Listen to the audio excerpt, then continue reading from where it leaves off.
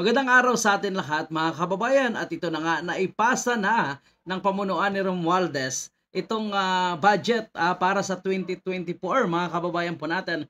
Kaya Senate President Juan Mig Zubiri kasama ang ilan sa mga majority leader dito sa Senado. So ang naaprubahan na budget sa House of Representatives ay 5.768 trillion. So napakalaki ito mga kababayan po natin. Kung hindi ako nagkakamali, ang ating collection sa tax mga kababayan po natin nung nakaraang 2022 ay mahigit lamang 4 trillion. So ibig sabihin positibo na lumaki nga ang collection kasi nag-declare sila ng budget na 5.768 trillion mga kababayan po natin. So natatawa lang tayo sa ilan sa mga komento ng ating mga kababayan. Ang sabi dito, wow, ang daming extraordinary funds na naman yan. So hindi naman siguro ganon mga kababayan po natin.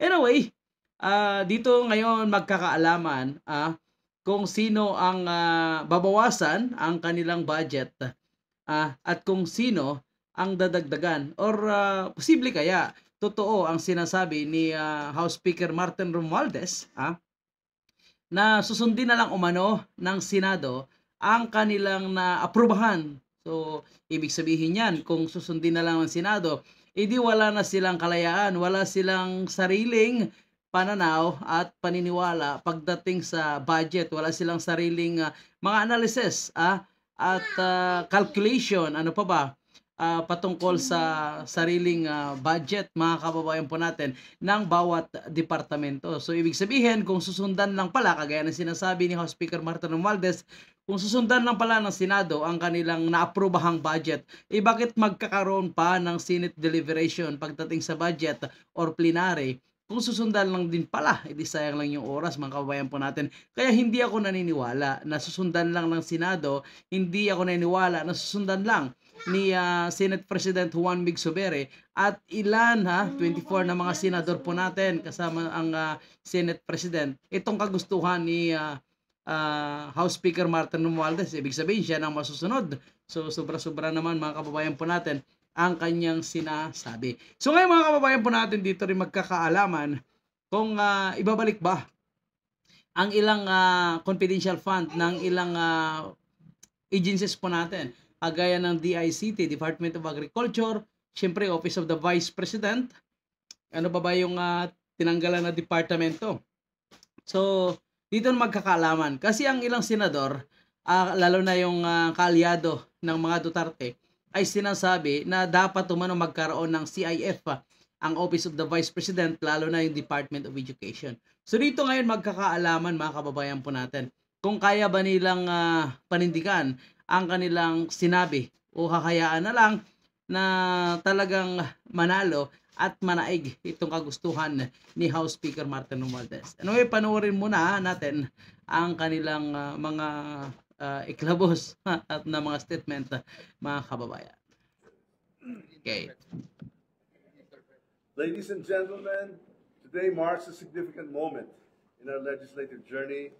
The House of Representatives is honored to hand over to the Senate the 2024 General Appropriations Bill.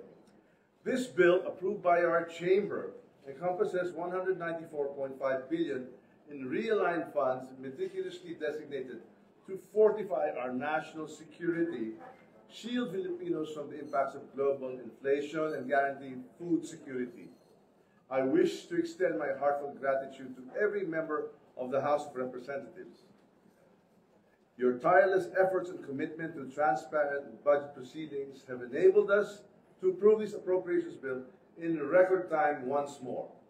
Our chamber, the House of the People, has been unwavering in its dedication to timely, transparent budgeting, completely devoid of the blemishes of pork barrel. Every peso has been scrutinized with utmost care, ensuring its alignment with the welfare and the dreams of our beloved nation and its people.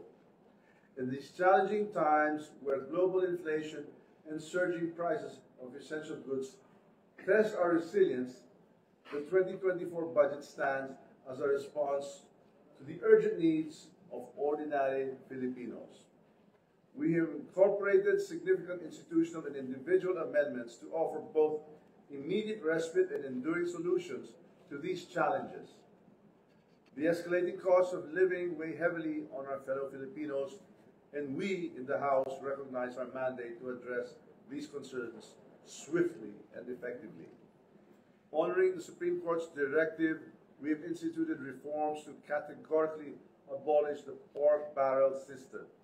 Our commitment to unholy transparency, accountability, and exemplary governance remains stronger than ever. We have undertaken rigorous measures to ensure judicious and lawful allocation of funds. Our reforms echo our unwavering commitment to serving our people with utmost integrity. I would like to extend my profound appreciation not just to the diligent members of the House, but also to Senate President Juan Miguel Zubiri and the entire Senate. Your unwavering collaboration. So, yun nga, no, yung sinabi ni House of Representative House Speaker Martin Romualdez, mga kababayan po natin, na yung pag-aproba umano ng budget ng fiscal year for 2024, ang sinasabi niya ay talagang pinag-aralan umano ng maayos, meticulously review to address the pressing concern of Filipinos, and that's strengthening the measures that have been taken to ensure that every piso is allocated judiciously and accordance in the law. So, mga kababayan po natin. So, pinag-aralan umano ng maayos na ang bawat piso ay ma-allocate ng maayos at nakasunod sa ating batas. So, napakaganda pakinggan, mga kababayan po natin, ang kanyang mga sinasabi, at ang sinasabi niya, nagpapasalamat siya umano kasi naging transparent ang kanilang budget deliberation ng kanyang mga kasamahan sa Kongreso, mga kababayan po natin. So ngayon, ang mga kababayan natin na talagang hindi kumbinsido sa mga sinasabi ni House Speaker Martin Romualdez para sa kanila, ito umano ay pakitang tao lamang at ang kanilang personal interest ay nandyan pa rin sa pagbigay ng pondo or budget sa bawat departamento. So lalong-lalo na nga itong kanilang panggigipit sa kay Vice President Sara Duterte at sa departamentong kanyang hinahawakan. Mahirap man, pero ganun talaga pag hindi mo kaalyado. Kaya maintindihan po natin na ilan sa mga kongresista dyan ay tutusip-sip at hindi malang nagsalita ng kung anumang negatibo patungkol kay House Speaker Martin Romualdez, na kung titingnan nyo, pati yung Makabayan Black, mga kababayan po natin, ay talagang nakisip-sip, nakidikit dito kay House Speaker Martin Romualdez, kagaya ng inamin nga ni Franz Castro na ang sinasabi niya ay nakakuha siya umano, pero under review niya ng halos 100 million sa buong taon, mga kababayan po natin. Monthly may allocation budget sila na nanggagaling sa pamunuan ng House of Representatives.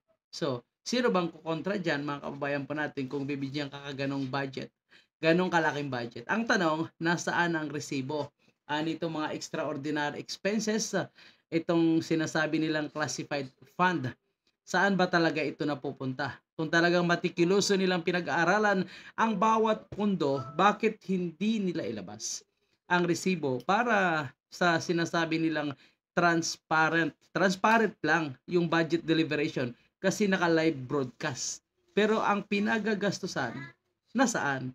Ang mga resibo patunay na talagang ginastos nila ng maayos itong extraordinary fund. Okay, mga kababayan po natin, at ipapasa na nga ito sa Senado. Dito na tayo magkakaalaman sa bukas, Lunes, mga kababayan po natin, ay magsisimula na ang budget deliberation sa pagbukas ng session nitong Senado. So abangan po natin dahil patuloy po tayo mag-update sa bawat budget deliberation, budget plenary po nila sa iba't ibang departamento, lalo na sa departamento ng Vice President at ng Department of Education. So para sa inyong komento, sa loobin, opinion, huwag kalimutan mag-iwan dyan sa ating comment section. Anong palagay nyo, mga kababayan po natin? Hula-hula muna tayo. May pag-asa pa bang mabigyan ng CIF itong si Vice President Sara Duterte o tuluyang susundan ng Senado, ng pamunuan ng Senado, itong sinasabi ni House Speaker Martin Romualdez na sundan na lang ang kanilang naaprobahang budget para sa fiscal year 2024. Comment mo ang iyong opinion, kababayan.